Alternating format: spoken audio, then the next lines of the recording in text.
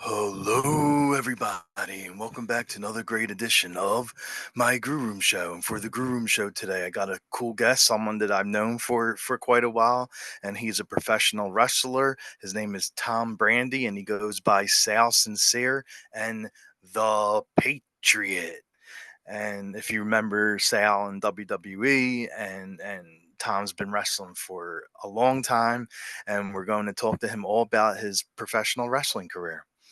I am Rocco Cross. I am the host at Stutters. I am the host of the Grue Rume Show. And my interview with Tom be coming up very soon. This is my Grue Rume, and as always, welcome to my nightmare. So stay tuned, everybody.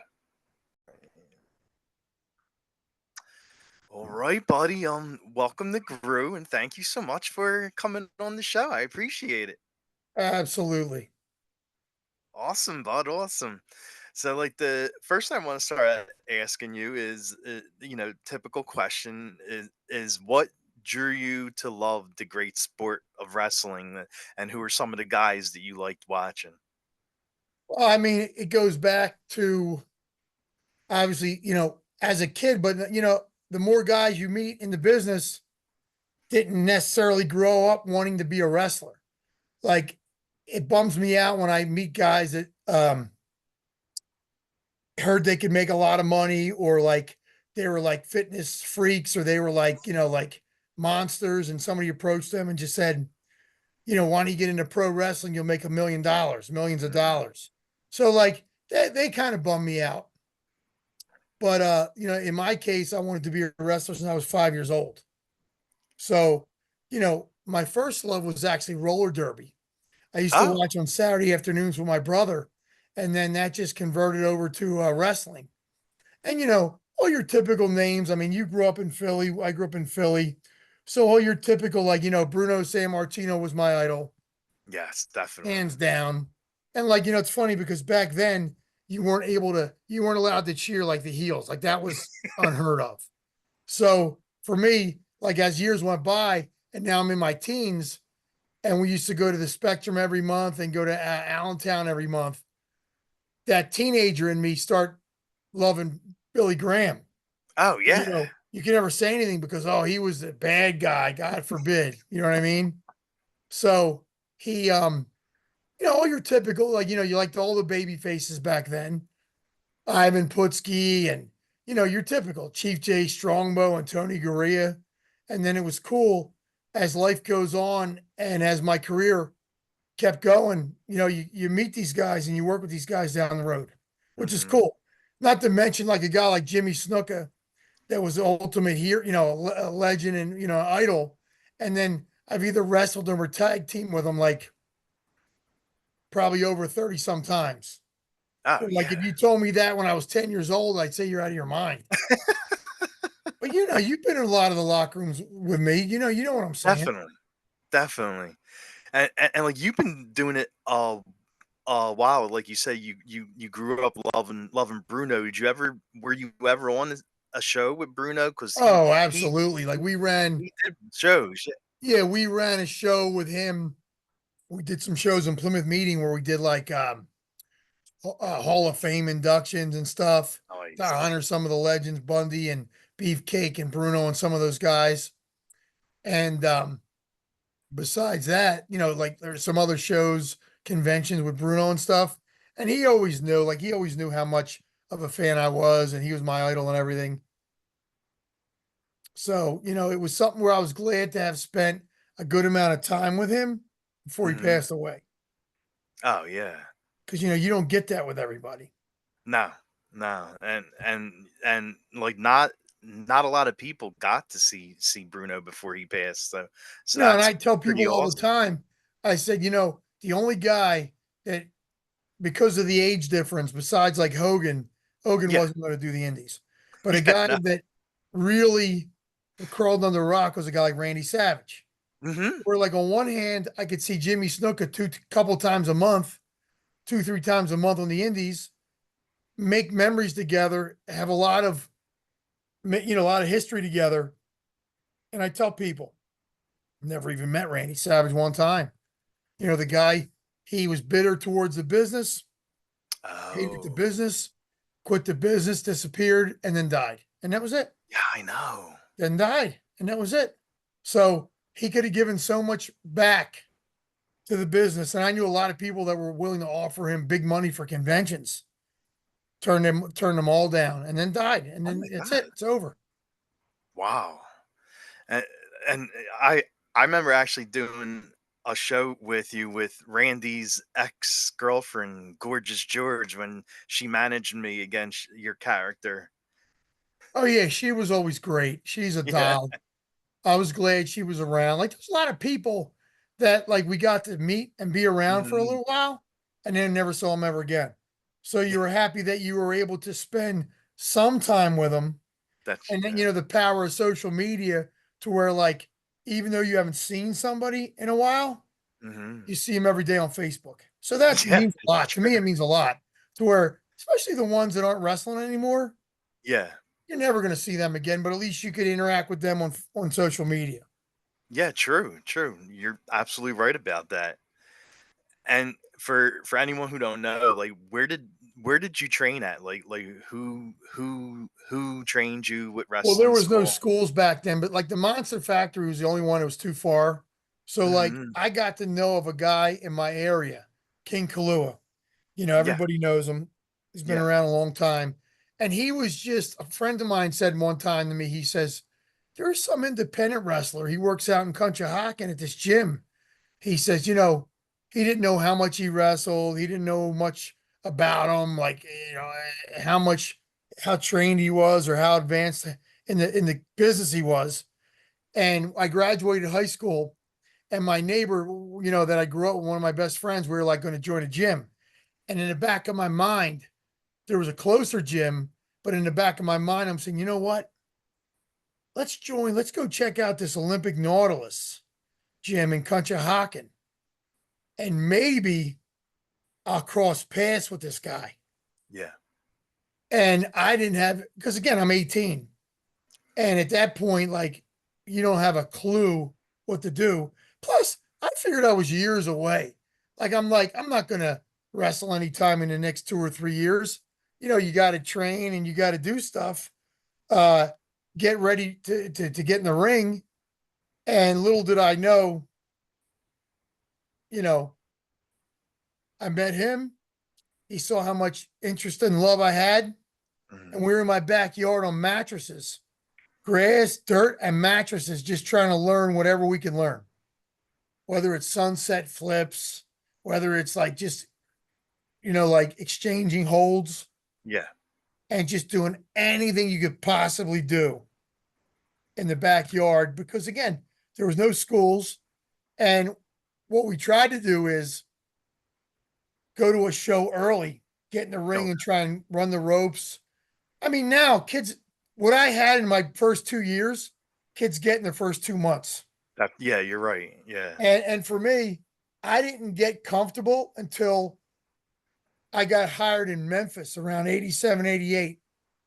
So I went to Memphis for Jerry Lawler, and green is really green, but I had a bit of a resume from the North, just like ICW, tag champs with Savoldi and Mhm. Mr. Chippendale. And my name was getting out there, even though I feel like I was still decently green. So when I went to Memphis and you're wrestling 6 days a week, start getting better, start getting better, getting better, getting better. And that's the only way you do it is repetition. What these kids get in school, I got on the job training. Oh yeah. Uh, I mean that's true. Like you were probably wrestling guys like Jerry and all the guys from that era. And when you're in the ring with them, every person you work, you actually learn from. Scott Steiner, he started a week after me, but Oh he had wow. his ticket punched because his brother was doing well in WCW already. It just Yeah. didn't matter him getting experience. Jeff Jarrett was real young. Billy Travis, Gary Young, Max Payne. Um, then we were doing trade-off conversions with World Class with the Freebirds. Oh yeah. A lot of those guys. And we had the famous night of the uh belt versus belt, or the what do they call it? The so Lawler against Henning, and Oh, they combine the belts. oh, So when wow. Lawler won the belt, all the baby faces got in the ring and picked him up. And to this day, like you'll see that highlights been shown a million times of him winning the belt, and we're in the ring holding him up. So I see myself still whenever they show that video Ah, wow, that's sweet. Yeah, it really is. That's sweet. from Memphis. So yeah, I Yeah, mean, every stop in the road has been a great stop. Every you met millions of guys over the years, and I continue to do it. I'm hmm, in 38 years now. Um, I've been wrestling, and it'll be over someday, and that day's not today. So yeah, I just had 5 shows in the last 2 weeks. So now you just get more sore, and you just learn to work a different way. That's all. Smarter, where oh you're yeah, still an entertainer first. And I still hear the pop of the crowd, so I'm doing something right. right, exactly. And like you were saying, you've been doing this a long time, and how do you keep going? Like how do you stay strong in it? Well, you can't control it. You try and stay in the gym, you try and stay in front of it, but you can't control any of that. I mean, I had one major injury in '89. I tore my ACL, and you can't control that. There's a lot of guys that have major injuries that end their careers and are just in really bad shape or condition, or again bad back, bad knees, Mm, whatever. You can't control any of it. So again, the business doesn't owe me anything, and when it's over, it's over. Like if it's over yeah, tomorrow, how could I be mad? You know what I mean? I've seen everything, done everything, and enjoyed everything to the point of, you know, I don't want to be in there embarrassing myself either. true. So you get to the point where you're like, I don't want to look my age. I want to look presentable and still put on a good show. So Oh now, yeah, as of last week, I was still doing that. So see what nice, nice. happens. Oh yeah, definitely, definitely. And besides wrestling in the big three, the WCW, ECW, and WWE, was there any like wrestling promotions that you loved working for besides them? Well, my favorite one was the AWF. You remember they did the round system for a while, Yes, yes, that's and they right. had Yeah. they had a huge money backer behind it who just ran out of money, and they had planned for me the biggest push I ever would have got any company. And then they went belly. Well, they were still around when I got the call from WWF. Oh, And okay. obviously I had to take it. I mean, I wasn't going Well, to like the one doesn't compare to the other. But the yeah. only thing was they were pushing me better than any company ever has. So it's the great what if, what if they did more, what would have happened? It would have been a lot of Mhm. fun. Just from the videos I have, the DVDs I still have, where I could just throw them in and remember how it was. It was really great. But I was in Puerto Rico, I was in Memphis, obviously a million independents, you know, Yeah, and definitely. yeah, I mean, great opportunities. A lot of the um territories were dying. So I was Yeah, lucky to catch some at the end, just to get a good taste, to get a feel for it, just to say I did them and I was there. So that was right. good. Yeah. And you were in WCW too as Johnny Gunn. And how was your time there and learning from greats like the American Dream? Well, yeah, it was my first big break. So I was in Puerto Rico at the time, sending my stuff out to the two big companies, hoping to get, my next step. I felt like I was ready. So Oh this yeah, was like 92. So I felt like after years of training and working, working out and working in the ring, getting experience, you always watch it on TV and you're like trying to picture yourself being there. And as much guys think, oh, yeah, I could do it, no problem. Until you get there, it's totally different. hmm, So finally in Puerto Rico, I really felt like I was hitting my stride, and I felt like I was finally ready. So got a call a couple weeks later. I thought my roommates were ribbing me, saying that because we only had a house phone, there was no cell phones or nothing. Oh Yeah. yeah. So we had a house phone for the apartment, and my one roommate said, "Hey, some guys on the phone says it's a Magnum TA." I mean, yeah, right. Somebody's pulling my leg. So there's stuff that you always remember. So I answer the phone, and he's like, "Tom, Magnum TA WCW, how are you?" And you knew Oh, right away his voice. You knew it oh was yeah. him. There was no ribbon or nothing. He goes, "We got your stuff." He goes, "We want to bring you in the tag team with Tom Zink. You guys look similar. He's on this guaranteed money. We got to put him to work. He's sitting home doing nothing. Bring you guys in." And when I sent him like my resume, it was like a handwritten, because that's what we had in Puerto Rico, was a pen and paper. I sent him some of my updated pictures, and I just said, I just name dropped the guys that I worked with that were Hmm. in WCW at the time. I probably had 15 guys I name dropped. So he said he talked to a bunch, and everybody said I was good to go. And then they brought me in. It was like September, October of 92, Wow. where he put me on Halloween Havoc from Philadelphia in October of 92. Was there about 2 years. Contract ended. Uh, was able to do like 3 Japan tours for all Japan in Oh, okay. between. And the indies were real busy because coming off any kind of TV, the indie promoters are all over you. And then Definitely. WWF called in 96, May of 96. So the in Oh, between was real busy.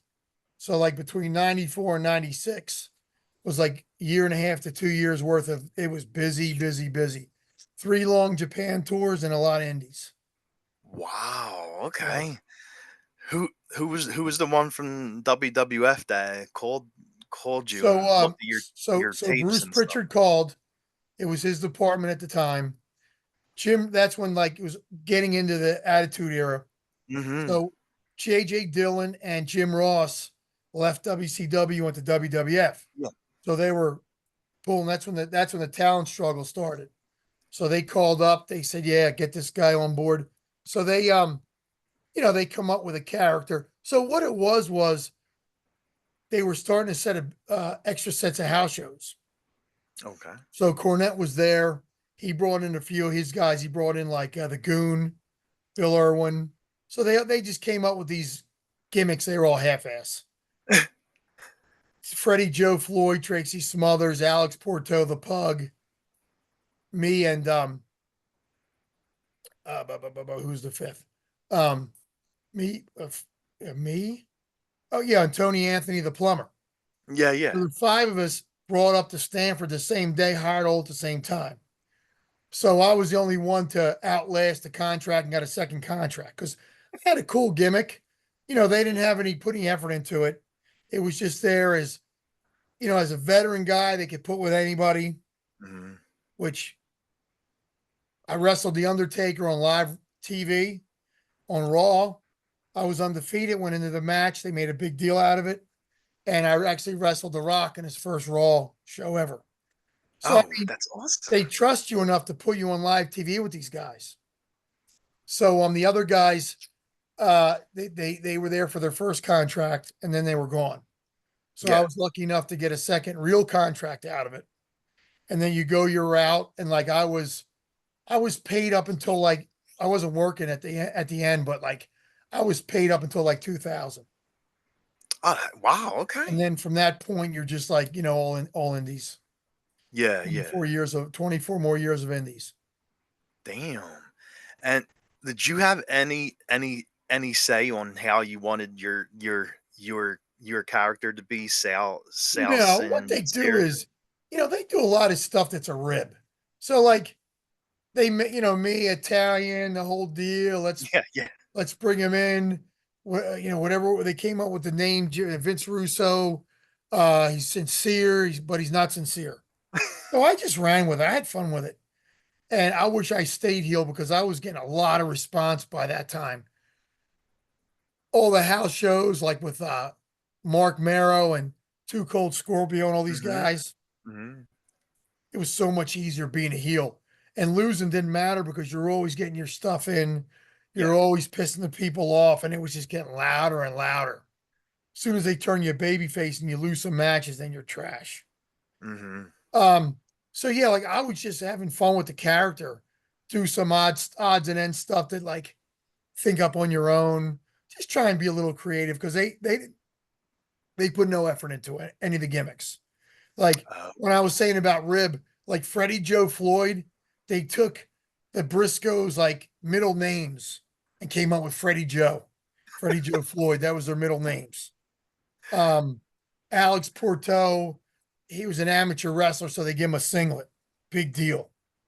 No effort at all. Yeah. Yeah. The plumber came from a plumbing family. He was a plumber, so they made him a plumber. Bill Irwin played hockey at some point in his life. So that was the worst rib of all. They made him walk on these wrestling boots that were like skates. I know. I remember that. The bottoms were real narrow, and I'm thinking, how is this guy not breaking his ankles? But they just thought all that was funny. So I was, like I said, Wow. I was happy to get a second contract out of it. Oh yeah, definitely, definitely. And you said like you wrestled The Rock like early on when you were working with him like in the match and just back backstage with him, talking to him, watching his matches. Did you know The Rock was going to be like the guy to carry the No, you knew he WWE? had everything going for him. Like we probably wrestled, including like overseas tours. We probably wrestled like 40 times, easy. Oh wow. Easy. So I mean, because you're doing like 10-day swings where you wrestle every day, and then you know, um, you go what do you call it? You knew because he could talk, he had the look, he had everything. He had everything. It's over there. He had the look, he had everything. He had everything. He had, the third generation. He had everything going for him, the build, the look, the Yeah. the the bloodline, everything. Oh Everything. yeah, definitely. And then after they turned him heel for the Nation of Domination, then it was basically like they just gave him more and more and more room to develop his character. And like I said, we worked so many times and it was great. It was fantastic. Fantastic. Nice. And like, what's it like as someone who's facing take Taker, like when the lights go out, the gong and the roar from the crowd, like when you see him coming out to the ring and the whole theme music and everything else that comes with it, how's it like when you're standing inside the ring and Well, watching that? it's funny. I'm glad I was a veteran because, you definitely would be starstruck. But see, Yeah. I had a chip on my shoulder where I felt like I really had to prove myself. And, Okay. you could go on YouTube and you could watch the match and you could say, you know what? Here's something where they never worked before. Live, Monday Night Raw, live. They tell you it was over 2 commercial breaks. And I'm like, holy shit. It was like a 15-minute segment. And I'm like, that's where the veteran in me kicked in, thank God, because I'm such a ham in the ring, like as a heel. And we've been together a lot of times, Oh yeah. whether it was on Joe Panzerino's show with Yes. 200 people or Madison Square Garden or wherever. But like, thank God I was the heel because Hmm. it just kicked in. Like the nerves go away. And when you start to kicking and the punching and do the spots and I look back now and I'm so happy that I could watch that match and be proud because, Yeah. you could sit there, you could screw a lot of spots up and really be like starstruck or whatever else.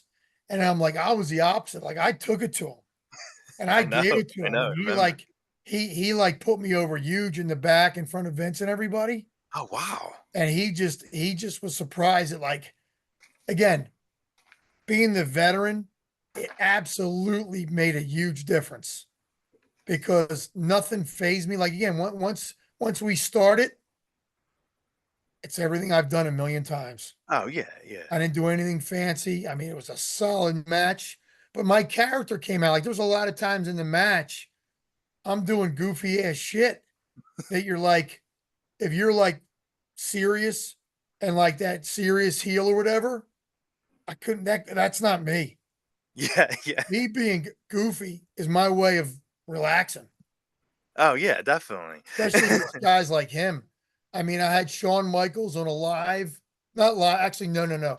That was one of Saturday afternoons at 1 o'clock, like Oh. Superstars. Mhm. He was the champ. That's when Jose Lothario was his manager. Oh yeah, yeah, So he yeah. was the champ at the time. And, Sean was one of those ones where like he had less than zero interest in putting the match together. He says, I just call it, it'll work out. And I took it to him like I did like Northern Light suplex and all this shit that he didn't expect. I chopped the shit out of him. Because, he was a bitch. Like he was, you have that click. And I mean, China was the only man out of the three of them. I mean, she was the toughest one out of the three of them.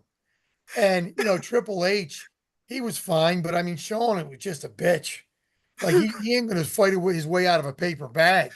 And I'm thinking like, unless he went back and like complained like I chopped him too stiff, which again, I'm there to bring it to him. It's a Yeah. title match, and it would have been my ass if I didn't bring it to him. Give it to him. So I hit him with everything, and I hit him with a lot of the stuff that he does in a match. I called for him, put all my stuff in there, and it was great. I love watching that. Like I hate watching my matches from like the indies because like Yeah, it's yeah. TV's so bad. It just never found one that I liked. But if it's from TV, like WCW or WWF, just because of the announcers and the professional camera and everything, I love watching that, especially All the right. good matches. Oh yeah, I yeah, love that definitely. stuff. And when you left the WWF, like you still went around working shows as Sal. Yeah, because then you're the big fish in the small pond. They didn't care if you used the name. So on the indies, then again, you went from the little fish to the big fish. Yeah. My first month on the indies, I had 16 bookings. Oh It my was god. all, and I have all my, like you keep everything for taxes, and you're like, I have one of the big desk calendars Yeah. where you like write. I would always write down the dates, towns, and what you made and stuff like that. So like to this day, I have everything. That first August, that first month that I was a free agent, 16 bookings in 1 month. Oh It my was god. it was so busy because back then you could do like guys were doing steady monthly shows. So Mhm. like one guy ran every once a month on a Thursday. One guy would run every month on a Sunday. And then August you would get a lot of fair shows. So then you have weekday shows. You're wrestling Mondays, Tuesdays, Wednesdays, certain weeks. And yeah, my first month as a free agent, 16 shows. Wow, that's a lot of shows. Yeah, a lot of shows. Wow. And not only were you working as a heel as Sal, but you also would do double bookings on the same shows as Well, well. You that did started the in heel and the 98. face. Oh, That that started started, in 98. yeah, that started in 98. So what happened was, um, no, no, no, no, no, not wait to 96. Yeah, yeah, yeah, yeah. Yeah, because we were able to take bookings with Vince. Mhm. And then no, it was a little bit later because I was doing so it was called like remember 1-800 collect. Yeah. So they had to deal with all the army bases across the country. Okay. Closer to 2000 when I started the Patriot. So we're out on these army bases with 2,000 soldiers. So they reached out to Del Wilkes, and he was Mhm. completely done. Like he just had all these tears and torn ligaments and all that. He was done. He goes, I'm completely done. He goes, you know, you have my blessing. He goes, I appreciate you reach out to me. and this is from Tom Shade was the promoter, and Honky Tonk Man was the booker for these Oh, army bases. So I was on the shows as a heel working against. So it was Brian Lee, it was Umaga who was actually doing the Sultan gimmick to get oh, experience. This is before he got the job as Umaga. oh, wow. His Okay. brother gave him the Sultan gimmick to get just go out and work as much as he could. So Brian Knobs, Brian Lee, Jake, Honky, Valentine, me, and then a couple of the undercard. Actually, Christopher Daniels, when nobody knew him, Christopher Daniels was on the show. So Yeah. anyway, we were in Columbia, South Carolina, Okay. his hometown. He wouldn't even come to that show. And Wow. Honky's like, listen, he goes like, who are we going to get to do it? We need like a USA character, red, white, and blue. So Honky came up with the idea. He said, Tom's already on the show. He has a good build. Let him work twice, pay him to work twice. So I was working, oh, and Samu was on the show. So I was working Sultan as the Okay. Patriot and Brian Lee as Tom Brandi. Oh, okay. And that's how it all started. So finally, when the checks finished coming from WWF, you're starting like I was doing plenty of indies where again, they got to the point where they're just paying guys just to let it run out. It wasn't like they were going to contest the money or do Yeah. anything. You know what I mean? So that's how that started. And that was, like I said, closer to 2000 once WWF was over. Hmm. That was just something that fell in my lap. It was never anything because I always liked Dell. We were in Japan together Oh, sweet. as well. He was on those Japan tours with Baba. And just got to the point where they said, if you don't do it, somebody's going to do it. If Yeah, you right. don't do it, Exactly. they're going to find somebody. So still doing it, you Yeah, know, I know. 20 some, 24, 25 years later. It's just something now where like, I definitely don't want to work twice anymore in the same show. Yeah, yeah. It just gives the promoters a little flexibility. Even if one show I do the heel gimmick and the other show I do a face gimmick, it Hmm. just gives them a little bit more flexibility as like another character to add to the roster. Oh, yeah, That's really definitely. all it comes down to. I never tried to put it on TV. I never contacted any of the companies and said, "Hey, I'm the Patriot now. You want to put me on TV?" It was all about doing like the Joe Panzerino circuit, Yeah. and like you were on a lot of those shows to where you Oh, yeah. saw what it represented. Yeah, like I was on the shows where you wrestled as both Sal Yeah. and him, And I always and told people, I said, listen, if Del Wilkes wants to get in his car and drive up to New Jersey in front of 100 people, knock yourself out. yeah, yeah, exactly. That's what it came down to. It wasn't anything about like saying, going on any kind of national TV or independent TV, nothing. It was strictly just for little spot show gimmicks, and that was Hmm. it. That was it. And it turned out well too. You were getting booked all over for the both gimmicks. Yeah, because you know what? The price was right. It was a money that the promoter could fit into his budget. Yeah. I'm always dependable where I'm always going to show up, not going to be drunk or high or anything, and give you 100%. And you saw how many Panzerino shows we did. Yes. You have Gino Yes, a lot. Caruso. Now I'm doing a lot for Tommy Fierro.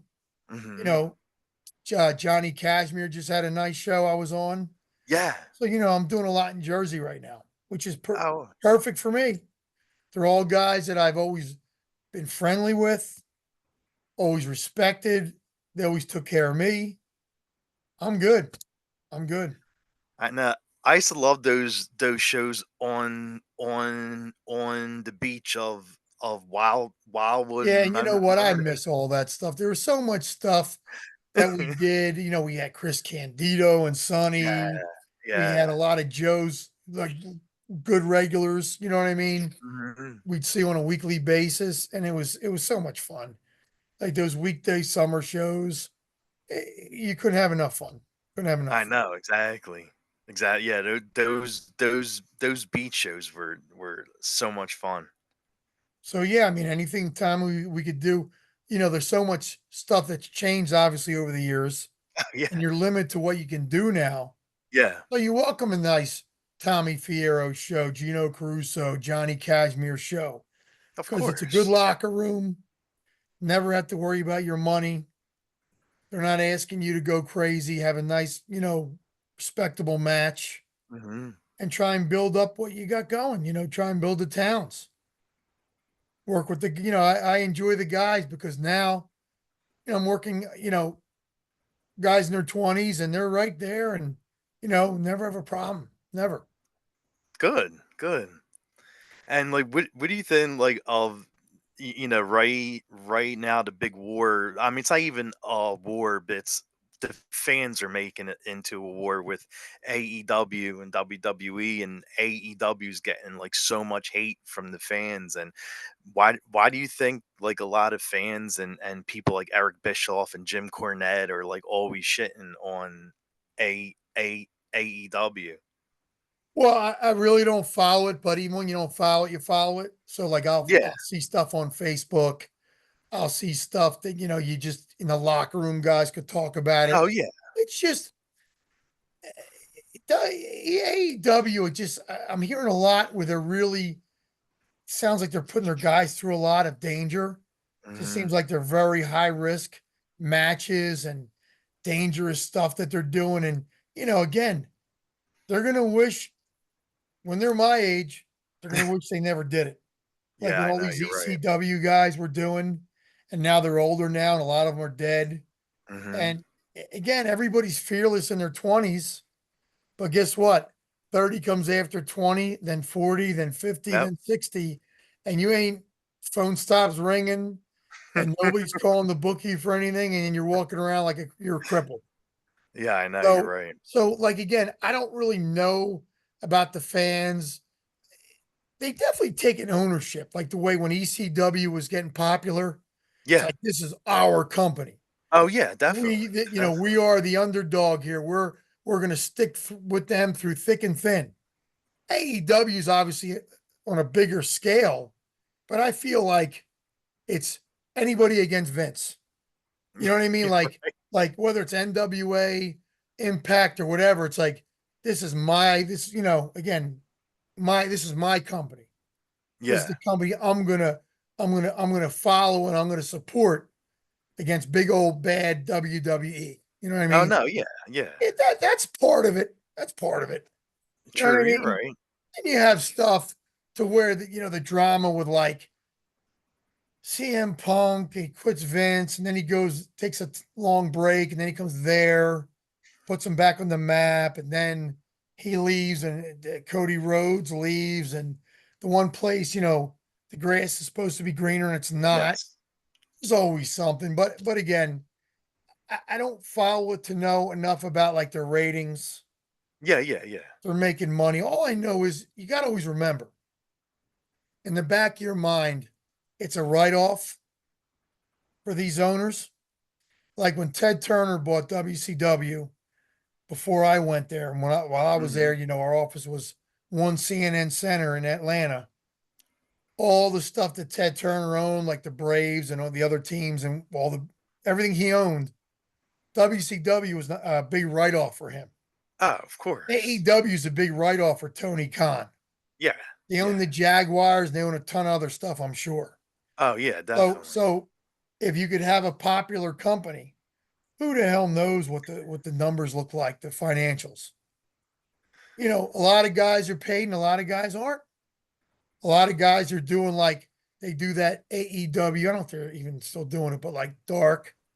So Oh, yeah, you'll yeah. get the guys on Facebook saying, "Oh, I'm wrestling for AEW now." I'm glad because it's giving these kids a chance. True, It's giving true. them exposure. But I ask around because a couple of my buddies have done it, and they're just Mhm. not hiring anybody.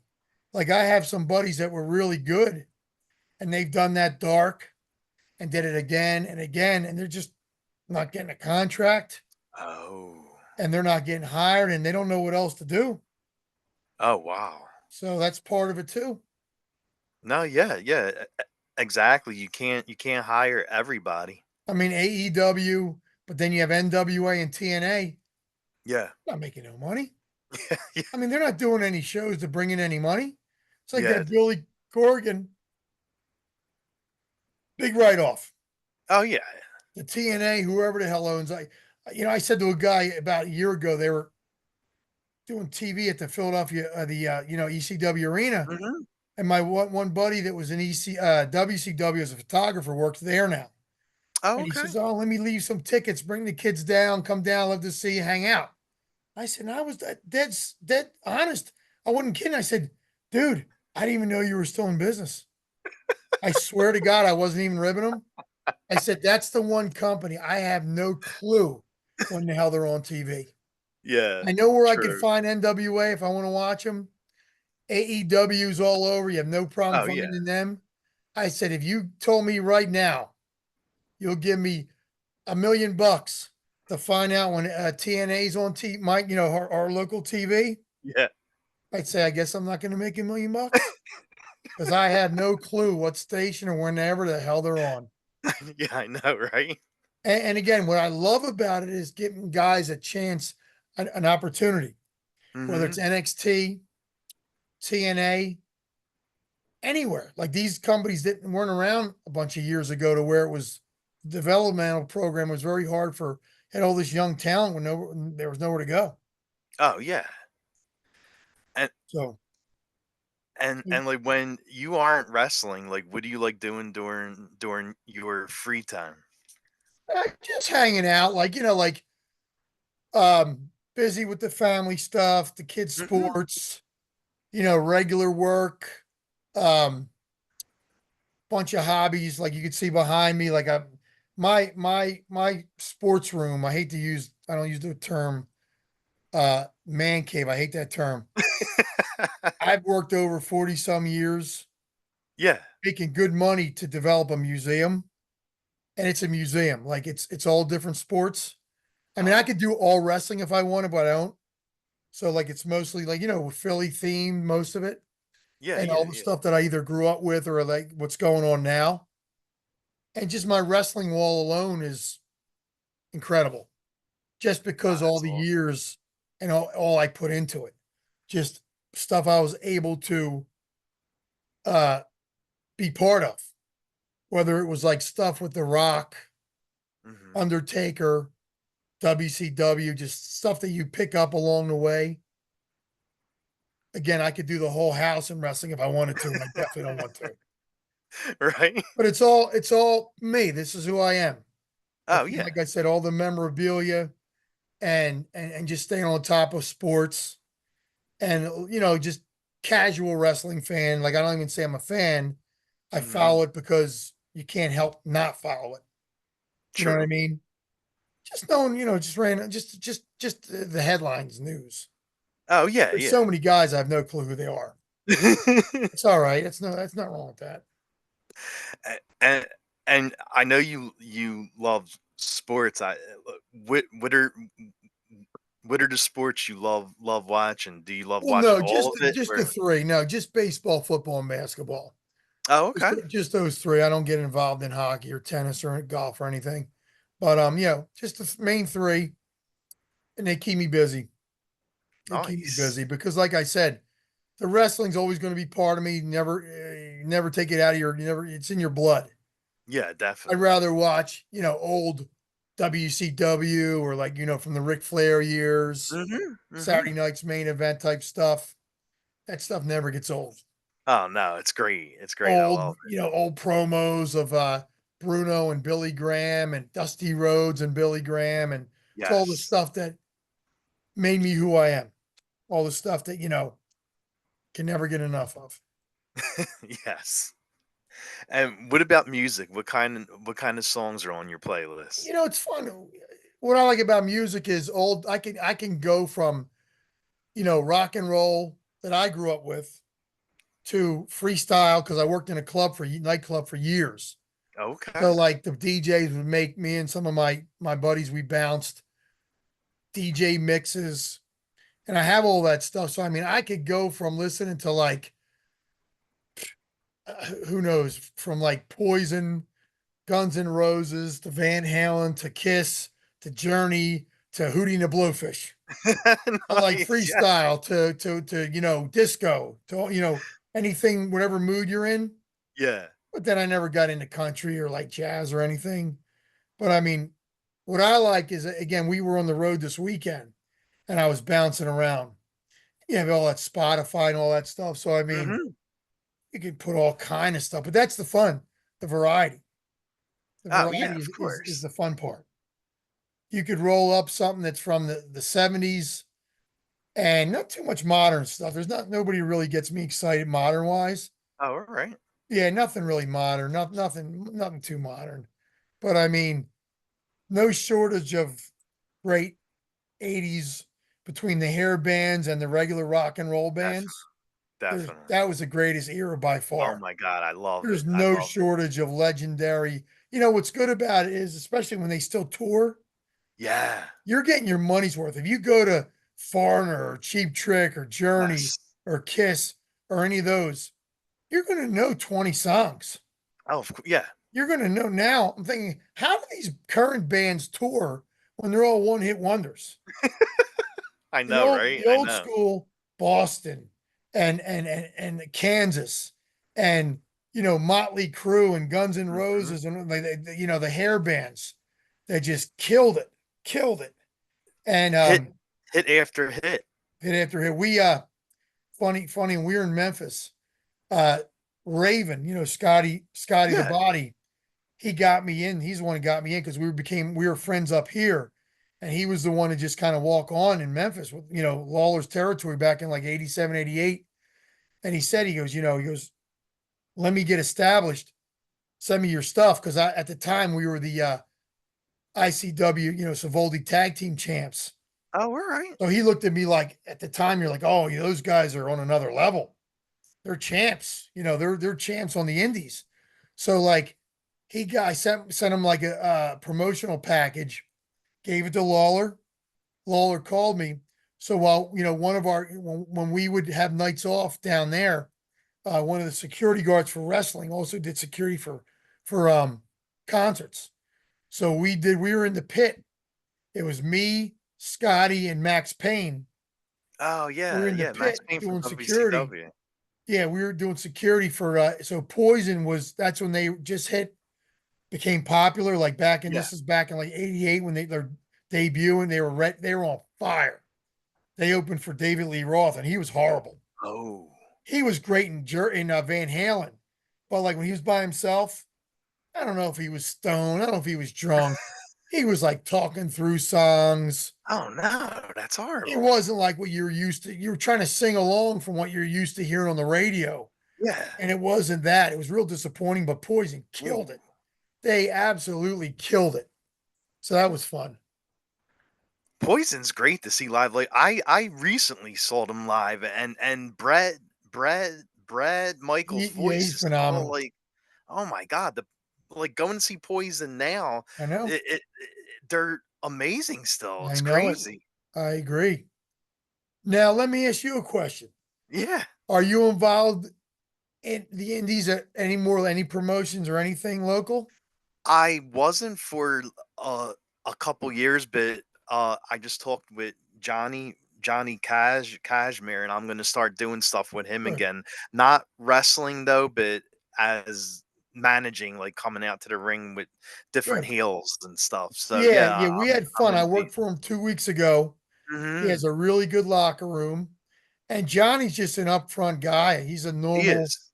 He is. old school, new school. Like he's as much new school as he is old school. He's with the young bucks. Like he's with all the young kids. Yeah. He's got his own, the tag team that he was around with. And I told him we were at a convention last May, a year ago. And Okay. he thanked me because he said I was the reason why he actually got back in the ring. Get He out, was only really? managing like I'm like, dude, you're in your prime. You're in great shape. You've already been away from the business for probably like 5 or more years Yeah. for no reason that I knew of, unless he had some kind of bad injury. I says, but This will be over someday.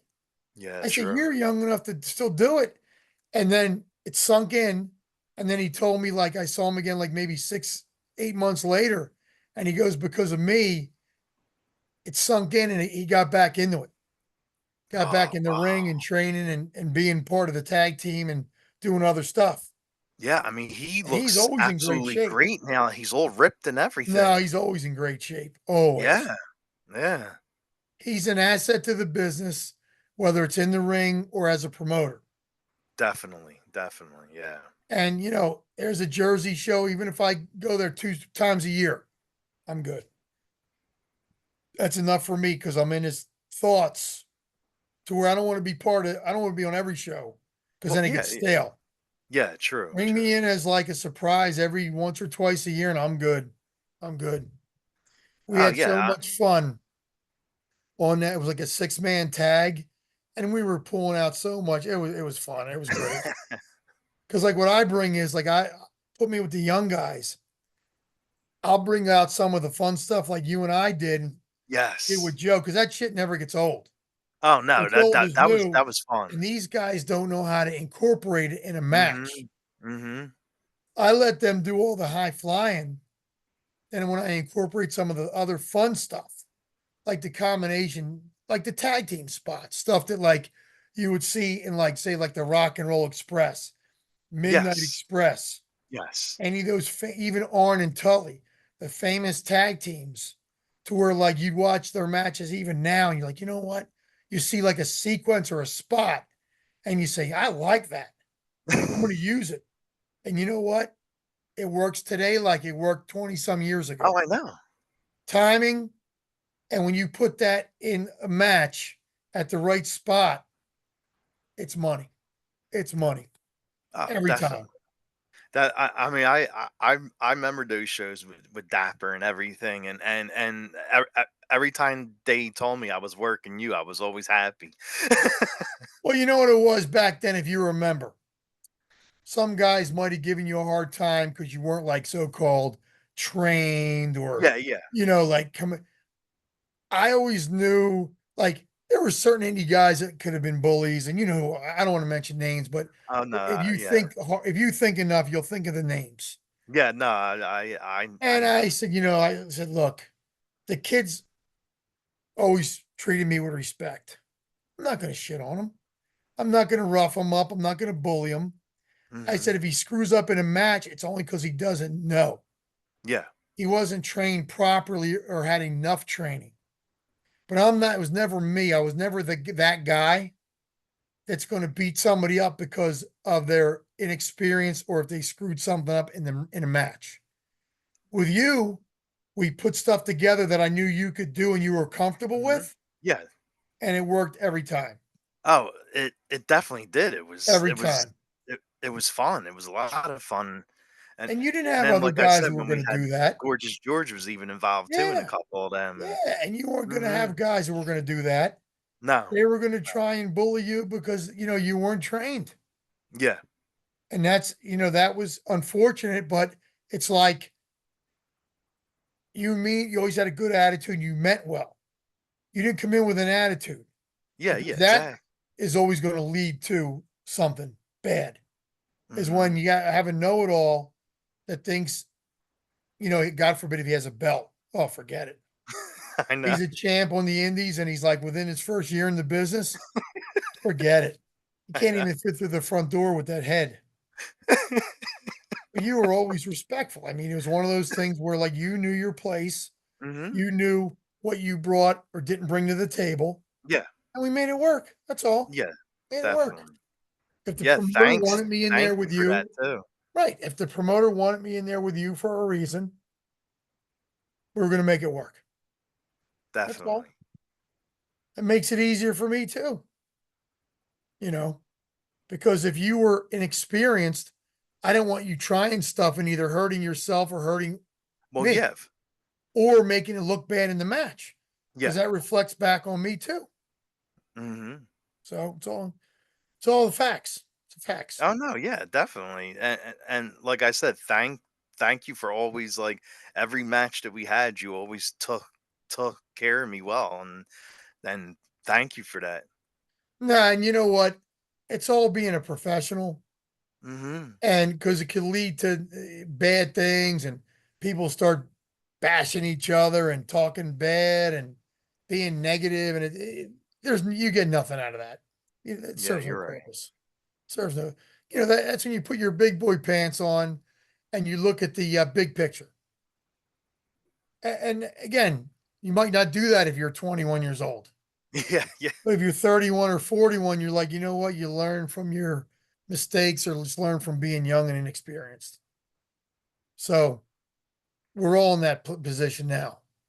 Oh, no, I I could know. do it this way or I could do that way. So you always go for the easier, better route. So, you know, you don't want negativity. You want to keep it positive. Exactly, exactly.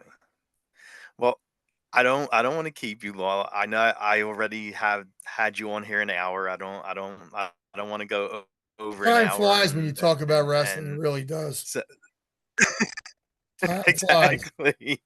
So I just wanna thank you again for coming on and doing this, and the last thing I'm gonna ask you is where could fans follow you at if they wanna follow you on social media or anything? I really just keep it like personal. I just do a Facebook account. You know what I mean? Like I don't do a whole lot by way of, it's my family stuff and pictures and all.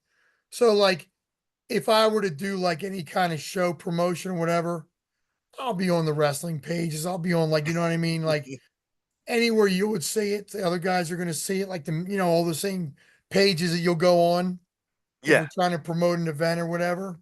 Yeah, yeah, You know what I exactly. mean? And then I'll be on like some of the pages that the companies that we work for, the indies that we work for and stuff. Mhm. So I don't have a lot of openings. Like I'm almost at 5,000 on Facebook. Oh, So okay. I can't push that any further because I'm just going to run out. Yeah. I'm just going to say like stick to the wrestling pages, and I'm easily found. I'm Okay. easily Okay. found. Like you can message me on Messenger, Yeah. Tom Brandi. You'll see my picture with my two sons. You could always message me directly. We don't have to be friends. You could always message me on Messenger if you have to ask me a question or get a Okay. hold of me for something like a booking or something. So that's Nice. that's easy. Well, thank you again so much for doing this. It was really great talking to you again. I haven't talked to you in a long time, so thanks for doing this. You got it, brother. We'll meet up on one of Cashmere shows for sure. Oh my God, yeah, definitely, You man. can manage Sal Sincere against the next victim.